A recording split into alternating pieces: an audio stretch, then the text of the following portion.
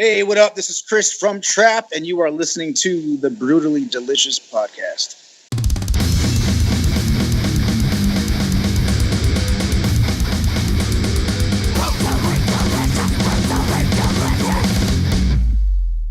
Hey, you are listening to the Brutally Delicious podcast. I am Bruce. And my name is Chris. And today we've got hoped to be a fantastic interview with Chris. I believe it's Taylor Brown from Trapt. From Trapt? From Trapt, yes. Is this the band that did Headstrong? This is the band that did Headstrong. And they've got a new record coming. Record coming out, Shadow Works, I think, at the end of the month. Yeah, and they also have a new single. What's the new single called? It is called Make It Out Alive. So yeah, which is, if you're a Trapt fan, this is like right up your alley. This is Trapt. Yeah, it's very well produced. Apparently, it was the last song written for their new album, and they hope to inspire people to never give up, because times can get tough, and it can be easy to give up, but they don't want you to give up. So that seems really positive. I've interviewed him before, and he's had a few things to say, and it's always been cool to talk to him. And I know he's been making quite the rounds on Twitter and Facebook, so it'll be cool to check in with him. Well, yeah, I heard about this thing with Ice-T. Yeah, I don't know all the stuff. I mean, I've just been catching bits and pieces and sort of rumors about it. So we get him on the line, and I've cleared it with Sean, and we're allowed to just talk to him about what's up. So cool. Yeah, no, we can see what's happening. I'm just looking at their Twitter feed. Yeah, that's all I got to say about that. Before we go any further, everyone is entitled to their own opinions, and we respect that. And absolutely. So let's go ahead and get Chris on the line, and we'll see what we get out of him. All right, Chris, how are you? I'm good. I'm trying to get my Skype ready to go here. Yeah, you don't have to do video if you don't want to, because we're just worried about audio, so it's up to you. All right, My bandwidth sucks where I'm at, so I had to cut my video off to keep it rolling. But I've chatted with you before. We interviewed you on did a couple interviews down here in Virginia at the Canal Club on previous tours. Cool. I think I'm in. Hey, yeah. There you are. I'll turn my video on so that we're equal. My partner, Chris. Hey. Yo, what up? How you doing, man? I'm good, man. Good. Good. What are you up to? Just getting this new album ready to go. Uploading it. We're doing a pre-order and giving some. We have a physical version, and we got a couple songs on there that's only going to be on that. So that's a cool idea. That's not something a lot of people do anymore, where they have like just a couple songs, but you have to get the actual physical copy of it. Yeah. So I remember we still have plenty of fans that are into that kind of thing. So it's good. I remember back in the day they used to do that for the Asia releases, like they would put extra songs on for different territories, and then people would like try to find them all over the world. Easter egg going. Yeah. You guys got a new single dropping today too, right? We dropped 2 so far. I thought I read the 22nd. We pushed it back so that the first 2 songs can have a little bit more time, to be streamed and all that kind of stuff. Give that a little bit more love. So, just kind of with the streaming thing, it seems like you gotta release a song, give it a couple weeks to do its thing, and without having a bunch of new songs added to the deal. How's the response been? Great, man. Just I think like I've said, I think this is one of the best record we've done, and I think a lot of people are agreeing with me on that as far as fans go. It's great. Nice. Where did you guys track the record? You guys, we did some stuff in Orange County. Did a bunch of drums. We did a lot of guitar and vocals, and where I'm at, Cincinnati area. And I did track a bunch of stuff at my place. Just with a regular SM58 microphone and a real just simple setup that it's pretty crazy. Like the same thing that I sing on live, I sound to me the best at. So it was cool. It was like I'd always recorded albums, vocals with like the best chain you could ever have, like the compressor and the EQ and the best mic you could find and all that kind of stuff. And really all I needed was just a regular SM58 that you sing live with, you know? Hey man, the 58, it sounds awesome. the 58 is so similar to the SM7. It's just slightly different frequency response because of It looks way different though. The SM7 is like, it just holding on to that thing just feels stupid. Feels dumb. And the 58's a workhorse, right? I mean, that's industry standard almost. The 58 is, yeah. SM58? Yeah. Yeah, that's for live. You know, everyone uses that live, but nobody uses it to record actual vocals on an album. But that's what I did most of the songs with. Bono actually does from U2. Oh, cool. Yeah. Yeah, it probably makes them feel like live. I like being able to hear myself out of a monitor versus the headphones thing. Yeah, and for some reason, that's I can sing a lot better just hearing myself out of speakers like as if they were monitors. You know, because live I used to do in-ears, and now I don't even use in-ears. I just use the wedges. Nice. It's just so much better. Yeah, I think the second Rage Against the Machine record also used a 58. And Probably. Brendan O'Brien set him up in front of the speakers and just said, "Give her." That's what Garth told me he did on the first album that their first record. Yeah. And just basically had them set up and go at it live, you know, in a room and recorded it as best he could. You worked with Garth?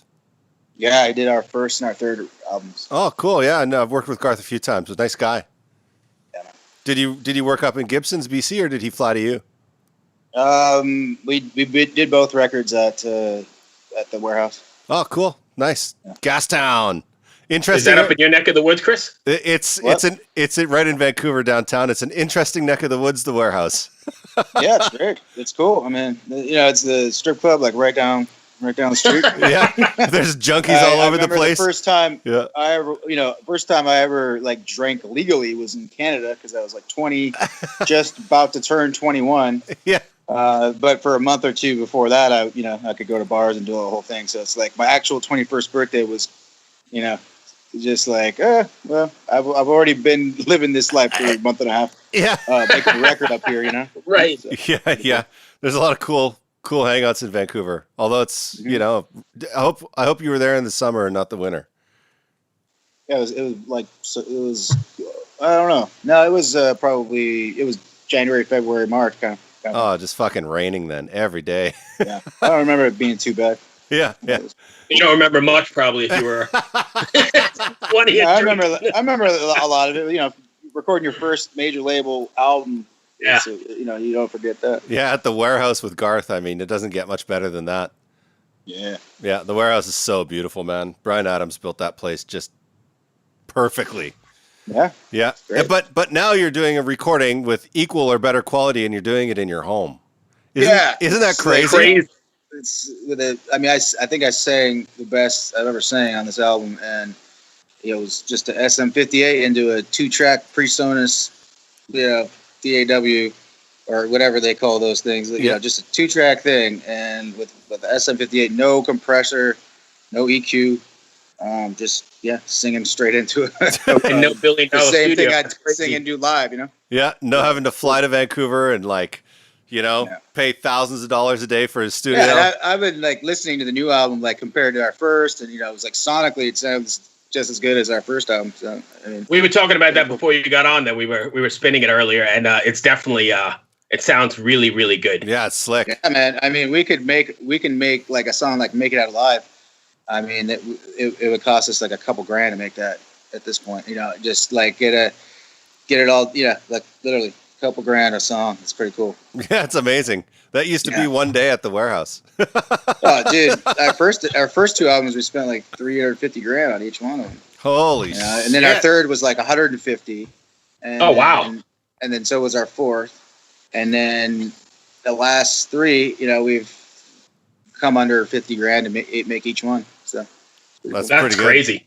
Technology is definitely. So let me ask you a quick question before we continue. But when you guys are writing, then, and you're separated in different parts of the country, are you just really taking advantage of technology and bouncing things back and forth via email, or do you ever get into a studio? We've always. I mean, I'll come up with an idea, like sitting there, I just with my iMac and putting together a drum beat and some guitar stuff or some keyboard stuff, and then kind of come up with an idea, and then I'll just send it to the guys and be like, what do you think of this? And if they're like, yeah, that's great, then they'll add their stuff to it, or our guitar player Brendan will have like a little verse part or something that I think is pretty cool, and then we'll work that into a song, which is like how Make It Out Alive was. He had the original little verse part on that, and then we built the rest of the song around that verse part in like 5 minutes, 10 minutes. So. Oh, wow. The vocal came right away too, so that was cool. That's always a nice thing, isn't it? Yeah. When a plan comes together and Yeah. it works like that, it's pretty amazing. So then that's what inspiration and capturing an emotional moment is. I think if you're trying to beat a dead horse as far as like, let's keep working on this song forever, it's like it's got to have some immediate like write its own self kind of thing, because that's just like that thing you can't explain about great songs. Is just, I think the best ones just kind of like lightning in a bottle kind of thing. But I imagine like the times that we're in at the moment give you a lot to draw from and make it really immediate as well, right?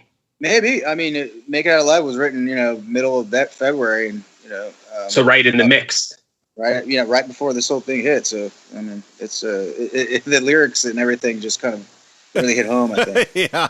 I mean, right. These are fucked up times, that's for sure. Yeah, man. Yeah. Chris? No, I was waiting for you, Bruce. I thought you had something there. No, so I want to go back to the record. When you guys are writing, is there like a message or a story you want your fans to take away from, something that resonate with them after they listen to a Trapt record, or is that not? Well, I mean, yeah, every album is just, a few years of basically what I go through in life, learning about who I am and all that kind of stuff. Like, all the lyrics have definitely been about self-discovery and self-empowerment and all that kind of stuff. The more you know yourself, the more empowered you're going to be, more in control of your whatever you're doing. And so this album definitely, I got into Carl Jung and a lot of psychology concepts, and he has this concept called shadow work, which is basically just you got your good side that you're real proud of, and then your side, that parts of you that you're like, I wish I was better at that, or I wish I didn't do that or this. But those parts of you got to hold those parts closer to you than even the parts you really like. So the parts you don't, you got to be just honest with yourself that you've got some of that stuff, and try to work through it and try to better that side of you, and actually pay attention to that side of you is really what it is. And a lot of people, if their parents didn't pay attention to that side of themselves, then they also don't pay attention to that side of themselves. Right. They just keep that voice in their head, you are worthless, or you're never going to amount to anything, or blah blah blah blah, and they just kind of believe it. So I think this album is definitely about that darker side, and trying to make that darker side work for you instead of against you. So that's what all the songs on this album are really about. All right, I've got one more 2-part question, and then we can go from there. You've been at this since '95, I believe, right? So it's about 15 years or so. Well, I was 16, August '97. That's when we officially made our first song. Okay, so 12, 15, whatever it is. Did you ever imagine first that you'd still be doing this, and then second, I imagine a lot of Trapt shows are going to be multi-generational as well, right? Like people like myself bringing kids to the show. Yeah, man, that's kind of pretty cool too, right? I love seeing that. Yeah, it's great. I in high school, I wanted to do a bunch of different things, and I wanted to play football for college and higher if I could. I was in a band, but I think the music thing definitely just happened, and I was always going to be into music. I love music, and I was going to pick up a guitar because my dad had one and he played and he wanted me to play, so that happened. And I think from there, as far as being able to do this for a living, I never take it for granted. I always feel very blessed that I can make a great living doing what I love, and also being able to say whatever I want. If I was on a major label and I had a big management team, they'd be giving me shit for the things I want to talk about and things I want to use my platforms that I've created to spread awareness of. I wouldn't be able to do that on, in a system like, that we used to be on when we were younger. Right. So it's everything that I set out to do, I basically have done so far, and I'm just going to keep on, using the platform and to help others, empower themselves, or, to not point their fingers at everyone but themselves kind of stuff, and, no victim mentality crap. And I think lyrically, we really, all the songs that and the things I talk about on social media, our songs embody all that stuff. Okay, so I think you mentioned that you sort of opened the door, and if you don't want to go there, that's fine. But you've been getting a lot of attention on social media lately. How is that? I mean, you said that's because the I record think comes. it's hilarious to me. It's like, Kid Rock will be like, oh, pro Trump, and yeah, Trump's awesome, and this the stupid white privilege conversation. It goes nowhere. All it does is make white people feel guilty for existing.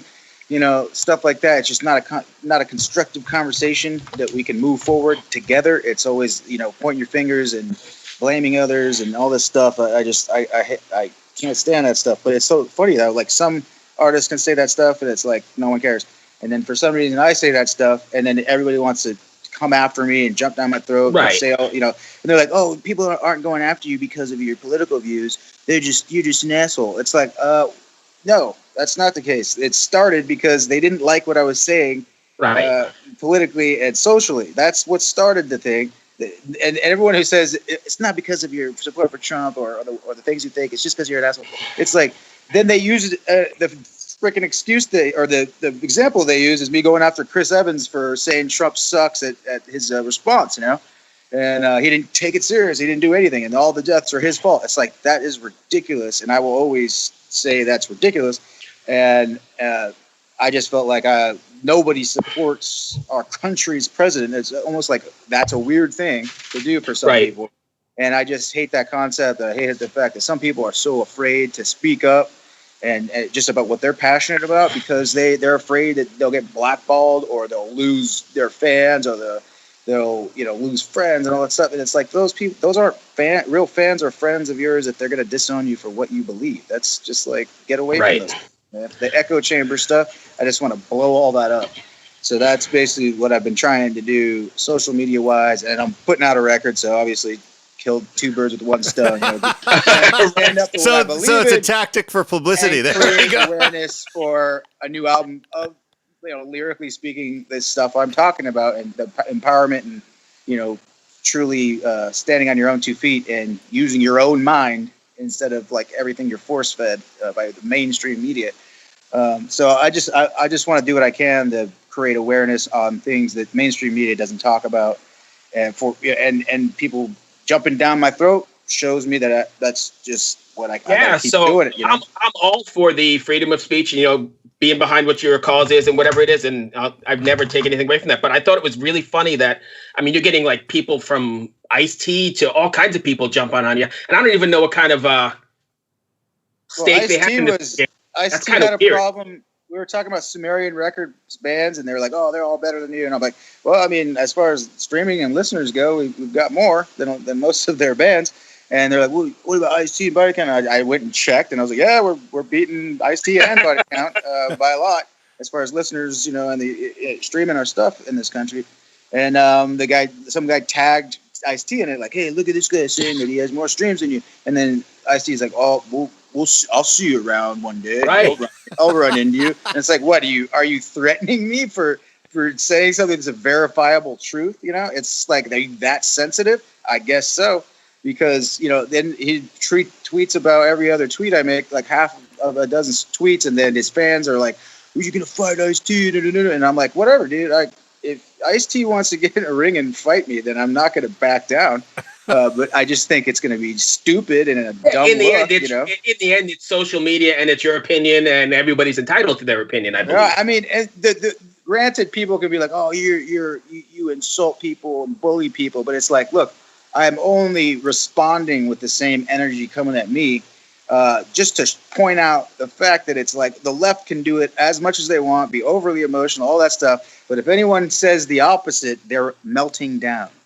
Right. They're losing their minds. It's like, how much are you straw manning me? Just trying to make me this crazy guy who's melting down just for tweeting about what I'm passionate about.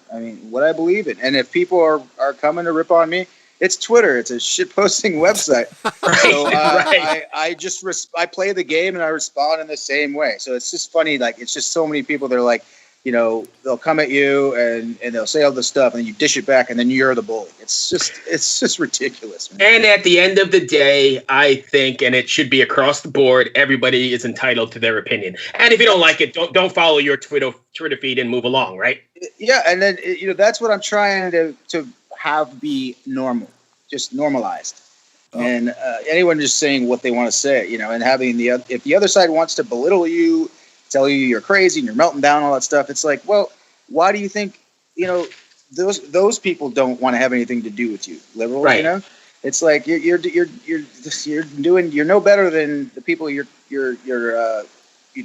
minimizing and belittling into just a straw man that means nothing, and so it's just unbelievable that people have that much of an emotional reaction to the things I'm saying, and I mean, like, I'm using the word, I'm trying to be not insult in a way that's too bad, so I use the words douchebag or nerd or moron or anything that's not even like a big deal, and then people are like, "Oh, you're a bully." It's like, dude, I mean, there's one I always use. There's one I always use. Is I made it up. Douche balloon. I like Boris Johnson's, the Prime Minister of UK. He called one of the guys, "You big woman's blouse." That's pretty funny. That's pretty good. It's like you got to get creative these days, or you're going to say something that's just going to trigger somebody. Too funny, man. The amount of 5G conspiracy theories I've had to hide on social media over the last little while is just mind bending. Yeah, people coming up with the whole 5G will give you cancer or give you these flu-like symptoms. I mean, come on, guys. Yeah, Bill Gates is injecting you with a microchip. I mean, I don't think that Bill Gates, is getting into the vaccine business altruistically. I don't think I think he's trying to make a lot of money. And he's got these plans for the world and reducing the population sizes, and he's got all his reasons of why to do that. And it's like, what are you doing? Why are you thinking about these things, Bill? Like, that's just like, it's like he's under this guise of like, I'm trying to help the world. It's like you're sterilizing people in Africa. It's like, and then so many of the things he's done project-wise have resulted in lots of deaths. It's like what? But there's stuff in. One of the in Africa, there was a vaccine or something like that ended up giving to African people, and a bunch of people died from it. So there might have been more than one time where that's occurred for him. So I've never seen anything about it. I can look it up. But if you go Bill Gates vaccine, child deaths or something like that, then you'll see it. I mean, I've definitely seen the article about stuff that's happened that probably he wouldn't want the mainstream press reporting on. Huh. Yeah. What are you doing anything in particular to stay in touch with your fans or engage with the fans in this era of no shows and kind of contact?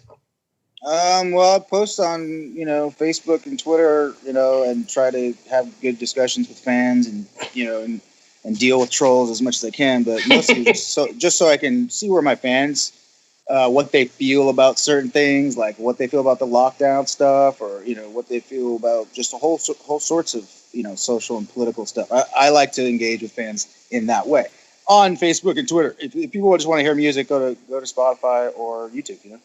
But right, it's like those are the people who are like, you should just keep this music. We don't want to hear your. It's like you're not everyone. How self-centered are you that you think you can speak for everybody? So I get overwhelmingly, it's encouraging me to speak my mind and, talk about these things, and overwhelming majority are fine with me doing that. Right. And not disowning me, even if they disagree, which is totally. I mean, I think you hit it right on the head. It's okay to disagree, and which is something that people don't understand. People but also are like you fight with your fans and you insult your fans. I'm like, dude, if someone comes to my page and insults me personally or insults the band, they're not fans. So, it's like if I insult someone back, this person, I used to like your song Headstrong, and I was a fan. No, you weren't. You never came to a show. You knew one or two songs. And now you're going to come here and insult me for my views. And then they say, oh, I'm going after my fans. That's just couldn't be farther from the truth. on another topic or another way, I think music has always been political, all right? I mean, even from the 60s, it was like and no matter what side of on both sides, I think. I mean, I think it can be both sides. Mainstream bands are raging with the machine. That's it, And I don't have to agree with you, and Chris doesn't have to agree. It doesn't matter. We can still have a conversation. Yeah, it's just the political climate, or the social political thing. As soon as Trump got in there and just totally, destroyed the status quo of lobbyists having, all these laws and things they want to get passed, thinking Hillary Clinton was going to win, and then then had to retool their whole strategy because now Trump's in there and nobody knows what bills to write. Or I mean, then in Congress, like these politicians don't even write their own bills. They just, these lobbyists get hired by big corporations. They write the bill, and those lobbyists go and try to find people to support it in Congress. Like they're just getting pitched laws left and right, and so I don't know. It's just you've got to be able to speak your mind. But of course, to me, it looks like one side has all the big tech and the big media and all that stuff, and they try to censor the other side so that the independents don't hear it. So that's what it looks like to me. I mean, I lost my blue check mark on Facebook. They just took it away. What's a blue check mark? It's just you're a verified artist. Twitter has it too. Twitter, we have our little blue check mark. And yeah, it's Facebook just decided that, and I put, band, musician, and news and media as well, in case they were like, oh, you're not representing yourself as just a band or musician, even though any band or musician should be able to talk about whatever they want, So right. I'm talking about these certain things and making these certain posts. So you're going to take away my verification. So that's Facebook did that, and a lot of the people. Oh, because they didn't equate it with a musician and more of a platform. You mean? I have no idea. They didn't tell me. They didn't give me nothing. The mark was gone. Weird. So yeah, it's not weird. It's just a bunch of these Silicon Valley total, far left authoritarian liberals who decide they should be able to tell me what I can and can't talk about on a page on their website. What do you say to them though, that where they say, hey, this is our website? Oh, I just talk about it. I just go look at what they're doing. That's all I can do. I get that, because they're kind of now more of a media organization than they are a website. But hell yeah. But like if you put it in the context of a yard, like if someone drove their tires over my yard, which happened yesterday and pissed me the fuck off, right? And I would say, okay, get the fuck out of my yard. I don't want you in my yard anymore. And that's totally fine. They can't come in my yard if I don't want them to. So if they don't want that on their platform, why should you be allowed to have that on their platform? I'm not going to be able to do anything to tell Facebook what to do, but I can say, this is what Facebook just did to me. Yeah. And gotcha. here is an example of left-wing media censoring the right wing. And hopefully at some point, I mean, if we did the civil rights stuff with, you can't refuse service to, certain people because of their race or religion or whatever, you should also not be able to discriminate against someone because of their ideology. So I hope that there's some law. So then what about that court case in Colorado where those people were religious and they didn't want to make a cake for the gay couple? And the Supreme Court said, yeah, that's fine. You don't have to do that. It's like, who wins, the ideology of the gay couple or the ideology of the baker? But shouldn't they have the same rights as someone with skin color, like a person of color? Shouldn't they have the same rights as you or I? Well, if you grant the gay couple the rights, then you're taking away rights from the baker.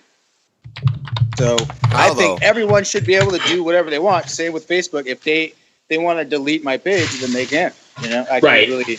Because it's their platform in essence. So I'm just saying, if you're a baker and you don't want to do the bake a cake for a lesbian couple, that lesbian couple can go and tell all their friends that you suck and that you're bigoted and all that stuff. But they shouldn't be able to force the baker to make the cake.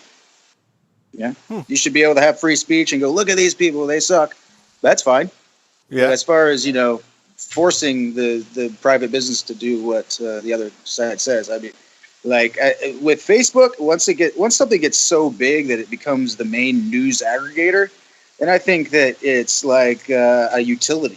It's like electricity or something. It's like people need this. It's become like a public platform in a way that it's like it becomes essential for like everybody to have equal access to it. It's become like the BBC. I mean, it's not the BBC, but like in the UK, the BBC is free for everybody, and they have like 5 different versions of it. Yeah, it's where Facebook is probably where most Americans get news from. And I think you're 100% that's right. Fucking sad. That's really fucking sad. It's the truth. I mean, that's it.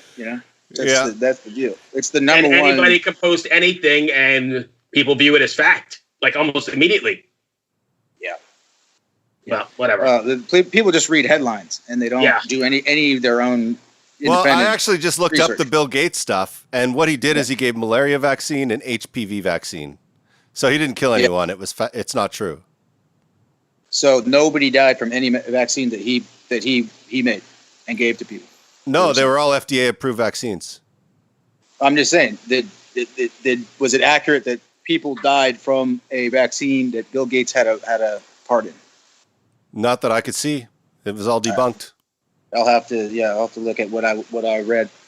Yeah. At any rate, it doesn't matter. I wanted to know because I was like, well, what the fuck am I missing here? Because I'm a person that likes to look at both sides of things, but my sister is a high-end journalist in Canada. She works for the CBC. She's worked for all the major media corporations, and I understand what journalism is from her work.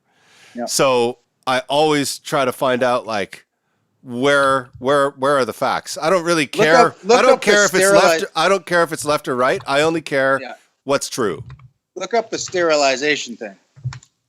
Like, did he make things that sterilized? No, it was false. It was false. They were claiming the HPV vaccine was doing that to women, but it wasn't. Okay. It was just to stop. It was just to stop them from. Up. Yeah, it's fake. Someone just made up that there was any death. Yeah. At any rate, any sterility or whatever. Yeah. All right. Well, I got to look into that. Yeah, it's crazy. At any rate. We should probably bring this back to Trapt at some point. Sure. We're like your Twitter feed. We're all over the place. We're always all over the place. We just kind of go down rabbit holes. So yeah. If fans wanted to engage with you, I mean, obviously you said your Twitter pages and the record is due out when? Do we have a date for it yet? June 19. We're putting this thing out. So and the next single, I know you said you postponed. Did you have a date on the single? Yeah, we have Make It Out Alive. Tell Me How You Really Feel. That's we're pushing right now for the next week or so, and then Far Enough Away will be, I think, a week from today. And then we're gonna just put as far as streaming goes, we're just gonna put out another song every few weeks, even when the record's out. That seems to be like a model now, right? That's the way the music industry is sort of working. You have to. I don't know, man. I think it's still a brave new world. I think people don't really know exactly how these algorithms work and all this stuff. It's like for Trapt, all we're trying to do is get our 720,000 followers on Spotify to hear the new songs. Right. But it's like Spotify. I had Spotify, and they have these like release radar stuff or their weekly suggestions, and I like rock music and I like trap songs, to see what's up, and they only show me like trap music, like rap and mumble rap. Like electronic music. And they show me auto-tune mumble rap stuff is the main thing that they're throwing at me.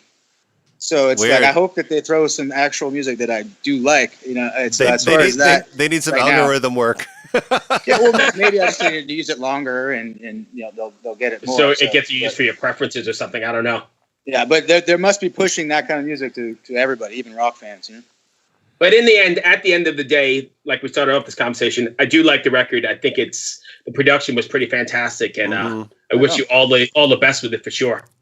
I know. Appreciate it. Chris, you got anything? Yeah, what are you guys doing? Do you plan on doing any like a lot of bands are doing like these multicam kind of in-home performances because they can't tour, and they won't be able to tour probably until the end of next year. So we did an acoustic thing April 2nd. It was about an hour and a half. Myself and my guitar player, he also plays drums, so he played the cajon, sitting on it and banging away at it, and I was on acoustic guitar and vocal. And it was fun, yeah. I mean, it's just weird to do play for people. A lot of people are watching, so you don't want to screw up. Right. But you don't feel them. there. I mean, you can't see them, you can't hear them, so it's very surreal. Like between songs, you're like, hopefully they liked that. But no idea. Yeah, that was I'm a like big- We had that's what, we had like 70,000 people watch it, so it was pretty cool. that was like watching the Post Malone Nirvana tribute. I saw that, yeah. In between songs, they were like, "What the fuck do we do?" Yeah, I'm It was, like, a very big fan of quiet. Catatonia. Yeah. I'm a big fan of Catatonia. And they did a whole thing from a studio in Sweden live, and it was fantastic. But you could see they had this weird, uncomfortable thing going on, in between songs, and You just like, feel it. It's Yeah. so funny. It's bizarre. I mean, I just really a lot of our April, May, June stuff has been pushed to October or September, October. So I would hope by then, that at least under 1,000 caps are going on. or drive-in shows or something. The drive-in thing, it's just like, okay. I mean, if it's like an acoustic thing where it's like you're just trying to really sound great and all that, but as far as a big rock show with people sitting in their cars, like That's a drive-in, weird. I would just be like, why are we doing Hands this? coming I out the think side it of the makes windows. it makes your performance look worse. It's like just wait, build up the demand, and I'm afraid that's where some of this is going to go, though. But You know what? I hope What not. the problem with the drive-in concert is, from an audio engineer point of view? Holy fuck, is that going to sound like shit? Because With all the glass. with all the glass and metal throwing for it just would be done. Just like people are trying to be innovative, but it's like, No, I get that, and I think you're going to find a lot of innovation and creativity coming out of this because, necessity is the mother of all invention, right, or something like that. And I've been looking at all the data and stuff, the Sweden things, like as far as does lockdowns even work? 70% of the people that were coming in, getting hospitalized for this thing, did not go outside their home. They stayed locked down, and they still got it for some reason. I don't know if it goes through the vents or whatever. It's airborne and all that, but plenty more people than we thought have been infected with this didn't have any. They didn't even know. Like there's a meat packing plant. 400 people tested positive. Not one had a symptom. So it's like the Sweden thing. Even the WHO is saying they have a good model. They're trying to build up herd immunity. Probably won't get a second wave. So I just feel like the initial model said if you don't do this lockdown stuff, everyone's going to die. Millions dead. Sweden didn't do it, and they didn't have a massive problem. I think the People are difference. like, but they have a few more deaths. It's like, well, I think they the didn't difference destroy their though. economy. I think the Right. difference with Sweden though is that people in Sweden generally trust their government. So when Sweden said to the old people, "You need to stay home," and everyone else goes out, but stay distance, and we're going to close some things but not others. People were like, "Yeah, that makes sense. We trust you." But they didn't close it. They didn't close any businesses. So nobody lost their jobs. Well, they're also They didn't close the subsidized. businesses. They're subsidizing a lot of pay though. a whole lot more, yeah. Yeah, and they've locked away Well, the older people, and they've They closed some did it better than schools. we did. But people there trust their government. In the West, over here, people generally don't trust the government. So if the government says, "Okay, old people, you stay home. We're going to close colleges. We're going to keep open elementary schools. In restaurants, you have to go down to 50% capacity." If they did that here, it would be a fucking shit show. Well, I would say at least some part of our country is like, whatever you say, master. Oh, yeah. So, I'm glad that Americans don't listen to their government like sheep. I'm glad. I'm happy with that. Yeah. So it's like, all I'm saying is the initial model said if you don't lock everyone down, shelter in place, you're going to have millions dead. And that just didn't happen in Sweden. Not even at all. They're right in the middle of the pack. And it was just, we destroyed our economy. And we're in a matter of 6 to 8 weeks. A lot of these jobs are not coming back. A lot of these small businesses and restaurants are not coming back. I'm aware my It's like, wife it's was like hit. starting a whole new business venture now. My wife Yeah. was hit real hard by it, man. She had to lay off over 220 people. I hope, does your wife, how does she feel about this? Does she think it was a smart move or stupid? Well, she works at the airport. She manages like 11 restaurants. Mm-hmm. And we know 2 people that have died from it, and 2 of her employees were both hospitalized and needed oxygen for it. So she thinks it's okay, the lockdown. So her thing is if she saves, X amount of lives, then it doesn't matter if her business gets blown apart. No, that's not the point at all. The point is we can't overwhelm the healthcare system. So once the healthcare system isn't overwhelmed anymore, we can go into a place that Sweden is like, where we keep personal responsibility for people. It started with flatten the curve so that you don't have to pick and choose between this 68-year-old woman and this 55-year-old man and be like, oh, well, I think the 55-year-old man will survive. Screw the 68-year-old woman. That's what happened in Italy. They had to just pick. Looks like you're going to die anyways. It's happening in Brazil right now. Stay in the hallway and die. So that did not happen in New York City. It didn't happen anywhere in the United States, but it was projected that it was going to happen. It didn't happen. Like Cuomo just like acting like the biggest drama queen in the world. I need 30,000 ventilators or everyone's going to die. And it's like, no, you only need 3,500. You know, and you have it. Yeah, but that's like science, you got everything you asked for. Science changes, you know, like as new facts come in, you learn things all the time. It's like if you know a G chord on guitar and then you learn D, you're like, hey, I now know D. Yeah. So my thing is we need to have, if this happens again, very, very specific protocols. So it's like for me, if you don't want to overwhelm the healthcare system, then you look at it county by county and X amount of hospitals per county.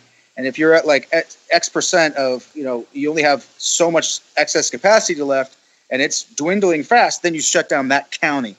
And it's like you have Illinois where it's like, 65,000 cases outside of Chicago and then 5,000 in the rest of the whole state. Yet they had a blanket one-size-fits-all approach. That was just stupid. It was just dumb. So yeah. I hope that that's what New York is doing now. What you're saying, that's what New York is doing now. Well, they should have done it from the damn beginning. It's like fear just made. We were looking at, we don't want to be like Italy. The media covering it like looking at like it was World War II, and and scared the hell out of a lot of Americans. And it's just like nobody was real leaders in that. Not Trump, not any governors, not any mayors. Nobody was a real leader. They had no idea, and they just did lock it all down right now and don't ask questions. And then we just destroyed our economy, just killed it. It's like a big chunk is now missing from it, and it's going to take a long time. And there may be people who now will always be dependent on the government. Yet they could have had a job. They could have been somebody who was going to keep working the rest of their life. But at this point, at 6 months of just getting money and then sitting on a couch, it's real hard to now reverse that and get back in the workforce. It's just it's tougher when you put someone on the welfare or unemployment for 2 years straight, like they did in 2008 and 2009. So it sucks because a lot of people in the industry that I'm in are the ones hurting. The bartenders, the waiters, waitresses, people who security people. They're getting hit the hardest. But hopefully they're all getting that extra $600 a week unemployment thing. But that runs out in July. So I have friends that have lost. I have festival organizer friends that have lost everything from this. But are they still going? We saved a couple 20, 30,000 lives or something. Well, I spoke with a major festival organizer the other day, and his fear was that the brand would be damaged far more if he went ahead with it, and people got sick, and he would never be able to recover from that because the deaths would always be on his front door. So if he waits until it's safe, then he can go ahead with a clear conscience. What's he going to do between now and a year?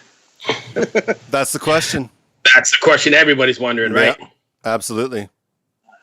I don't even know if people put food on the damn table, It's just like at some point there's going to be some desperation hitting. Oh, I think it's coming. Yeah, it's going to be a wave of unrest, huh? It's actually kind of getting a bit back to normal here in North Virginia. It's not fully back to normal, but like for a while you could drive in DC and there was like nobody on the road, like not one person. Now the highways are packed again, and the rest. I think you're right.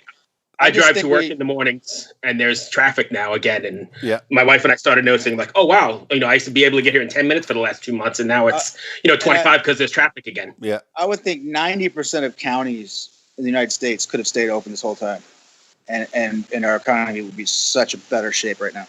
So I hope that we all admit that was the blanket one size fits all with some medieval, BS approach, and it should have been county by county. Only if the healthcare system is at risk of happening, like Italy happening.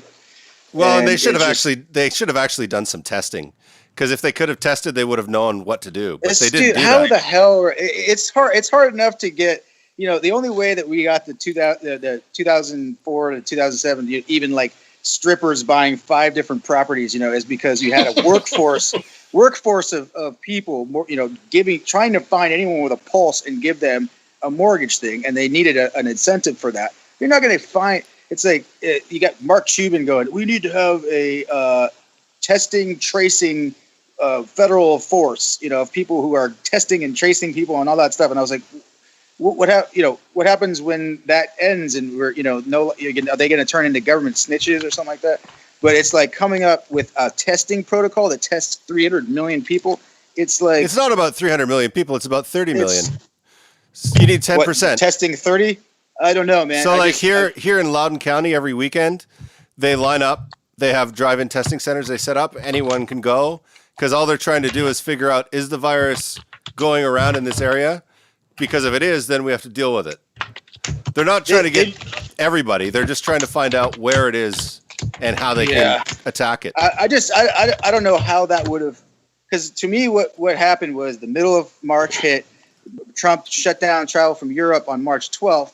And then, this thing has about 4 weeks until either going to kill you or not, and we had the peak in deaths and hospitalizations and all that, the middle of April. So exactly 4 weeks from that weekend where everyone came out at the same time. And you saw pictures of people packed like sardines in all our major airports. And I was just like hitting myself in the head. Like, how did that happen? How did Trump and the governors and the mayors not coordinate and make sure that the flights were staggered and not everyone came home at the same damn time? It's like that one thing could have prevented so many cases from happening and then being spread around the country. But no one's talking about that. No mainstream media, no one, because I guess they can't go after Trump with that because they have to also rip on the mayors and the governors too, So, but nobody's talking about that one weekend where it was like, we're gonna get an issue now. Everyone's coming home from an infected Europe. Yeah, and the fact that there was like sardines. Airports and the airports didn't test anybody. They didn't test a single person. Like when he stopped the flights from China, he actually didn't stop the flights from China. He stopped Chinese people from coming, but anyone else could still come from China. Right. So what do you think he should have done though? Like make it so no, they should have just been can't come home. They should have just been testing people at the airport. As they come in, they give them a test. Yeah, I just feel like make 30 million tests and start testing people. Well, no, it's like we're talking about a 300-person airplane. We're not talking about 30 million. Like 300 people land, they all get tested. They all find out within 24 hours if they're positive or not. Did you hear about the president of Tanzania or whatever it is, some African country? This guy tested. He got the test from the WHO or whatever for COVID, and instead of testing humans, he tested a pheasant, a papaya, and a goat, and he sent them to the WHO, and the WHO said, "Oh, they're all positive." So he's like, "They're full of shit." As far as these tests go, everybody just is positive. So the antibody test is what should really be going out there. Testing for antibodies for this thing, because they've done that, and that's why they showed that in LA or Santa Clara and New York City, plenty more people got the virus than were tested. They were saying in the Bronx that almost 40% of the people in the Bronx have been exposed to it. Right, and that's where that contact tracing is going to come in handy. Absolutely. All right, listen, we're at like over. Sorry, it's a good conversation. Yeah, I hope that I don't know, man. I hope that Trump's saying we're not going to close down again if there's a second wave. Like, are we gonna just say, hey, like we got to build some herd immunity on this, and there's going to be casualties in this war against this virus. It's almost like we cannot have one person die. No one can die. It's like 3 million people die in the U.S. every year. But it seems like only the people who care about certain deaths are because the media just blares it constantly. Oh, now we really care about these 30 people or this 1,000 people. I think what makes the doctors scared predominantly is that this disease has gone in less than 3 months to the third leading cause of death in the United States. Okay, but I just don't understand when we had in 1957 we had 150,000 deaths from a H1N1 Hong Kong flu. But that was in 1957. Yeah, so it was different times. The technology wasn't there. And then in the late 60s, there was another H1N1 from Asia that killed over 100,000 people in the United States, and we had Woodstock in the middle of the two peaks. Woodstock. So it's just like, why now that we wanted to shut everything down, but we didn't want to do it in 57 or in the late 60s, or even the Spanish flu.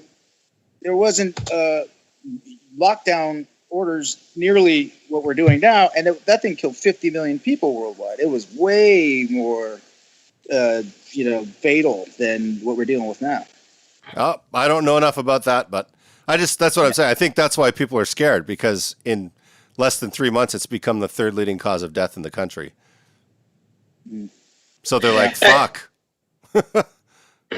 Yeah, I don't know, man. I've seen, it's like even 2017, 2018, we had 80 something thousand in the US that died from that flu. Didn't even bat an eyelash about it. So I don't know, man. It just seems a little too convenient for one side of the aisle, or what was happening with Trump's economy and all that kind of stuff. Just feels a little too convenient. Yeah. Cool. At any rate, read into that however you want.